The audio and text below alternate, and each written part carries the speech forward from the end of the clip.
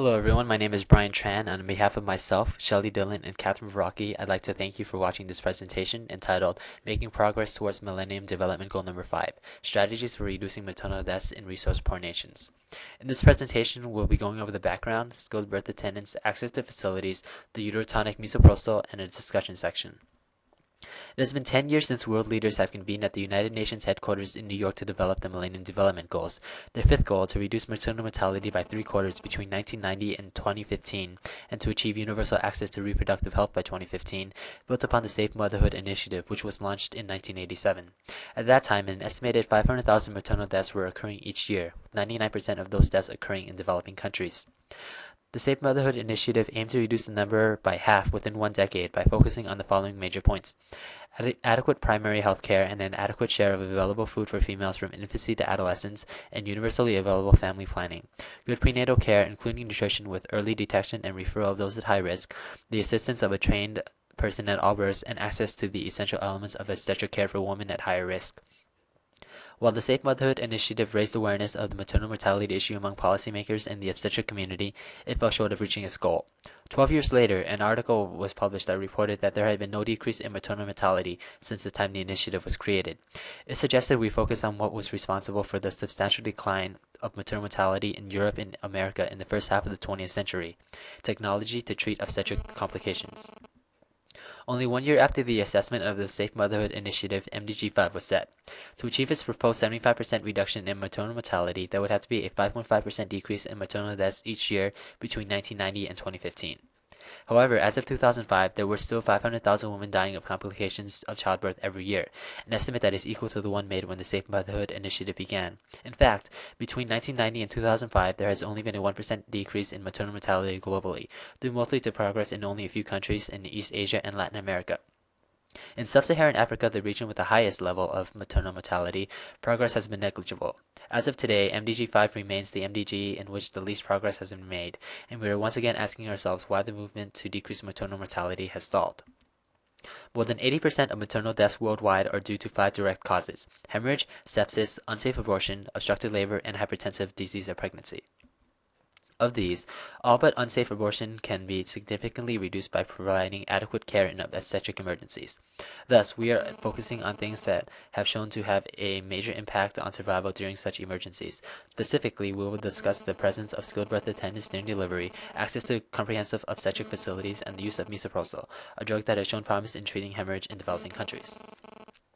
Generally, traditional birth attendants, also known as TBAs, are considered to be among some of the contributing factors of positive birth outcomes in developing countries. However, in cases of obstetric emergencies, medically trained professionals need to be present in order to reduce complications and improve the chances of a successful delivery.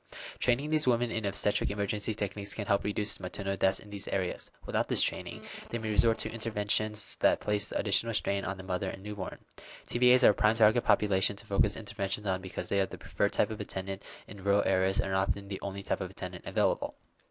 Traditionally, the role of a TBA consists of advising pregnant women on appropriate cultural childbirth practices, assisting with deliveries at home, and advising the women on the use of traditional medicine.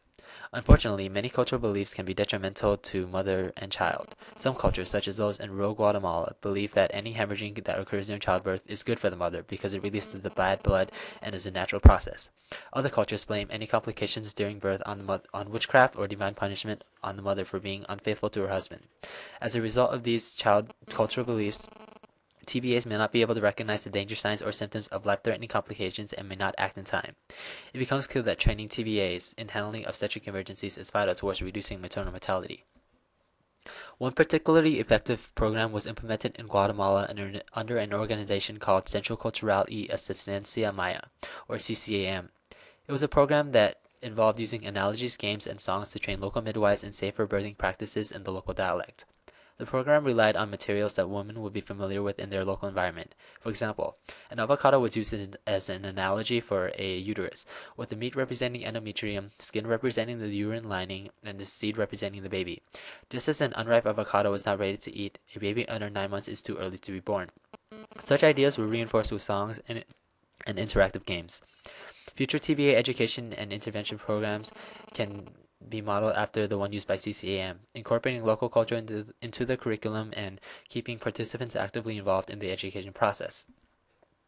When it comes to complicated cases that require skills beyond the scope of what a TVA has learned, it is essential for a woman to seek a health facility. This requires easy access facilities. In developing countries, there are numerous obstacles to reaching a facility. One study formulated 3 phases of delay. Phase 1 encompasses deciding to seek care. Phase 2, the actual delay in reaching a health facility. And Phase 3 comprises the delay in receiving quality care once a woman is at the facility. There are many factors associated with the 3 delay phases, namely health-seeking behaviors, distance, and cost and quality of care. For example, phase 1 is when the woman or family decides to seek a facility. This is influenced by health-seeking behaviors based on the culture and knowledge of the woman and family. In addition, before the woman even leaves, she will consider distance, cost, and even her previous experiences at the facility. In Guatemala, there were facilities set up in convenient locations, but they weren't utilized because these facilities were understaffed. According to UNICEF, in order for a facility to provide basic emergency obstetric care, it must have the following 7 signal functions. Comprehensive facilities must also be able to perform cesarean sections and provide blood transfusions in addition to this list. So how can these barriers be addressed?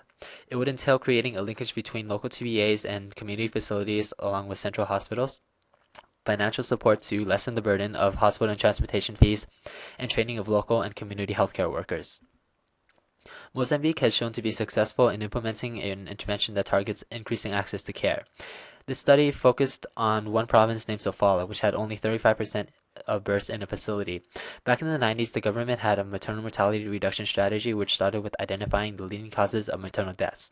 In 2000, the Averting Maternal Death and Disability Program was implemented with a focus on increasing access and availability of emergency obstetric care and increasing the utilization and quality of care. AMDD has 6 components, which include improving and expanding infrastructure, human resource development, quality improvement, monitoring, and a referral system, in which facilities were given vehicles to transport women who had complications. Then there was also policy and human rights advocacy. There were marked improvements in staff, monitoring, and referrals because of this. The most common cause of maternal mortality is postpartum hemorrhage, accounting for 1/3 of maternal deaths. Postpartum hemorrhage is most commonly defined as bleeding from the genital tract of 500 milliliters or more in the first 24 hours of following delivery of the baby. Postpartum hemorrhage is prevalent in developing countries where high multiparity, prolonged labor, fibroids, and severe anemia are common. The leading cause of postpartum hemorrhage is uterine atony, failure of the uterus to contract after childbirth. Multiple studies have concluded that the best way to combat PPH is to practice active management of the 3rd stage of labor. This involves 3 basic procedures: the use of uterotonic agent within 1 minute following delivery of the baby, delivery of the placenta with controlled contraction, and massage of the uterus after delivery. Of the 3 components, giving a uterotonic drug within the first minute of birth has the greatest impact on preventing PPH. Oxytocin is the preferred uterotonic agent and is the standard uterotonic used in developing countries. However, it may not be the drug of choice in developing nations because it requires a very specific storage, handling, and administration. It must be stored at 15 to 25 degrees Celsius away from light, and once it is mixed with IV fluids, has a shelf life of 24 hours. Additionally, it must be administered either as an intramuscular injection or through IV drip, in which the drug should be mixed with saline, dextrose, or lactated Ringer solution. This requires that the birth attendant be trained and qualified to administer the drug and have a supply of clean needles.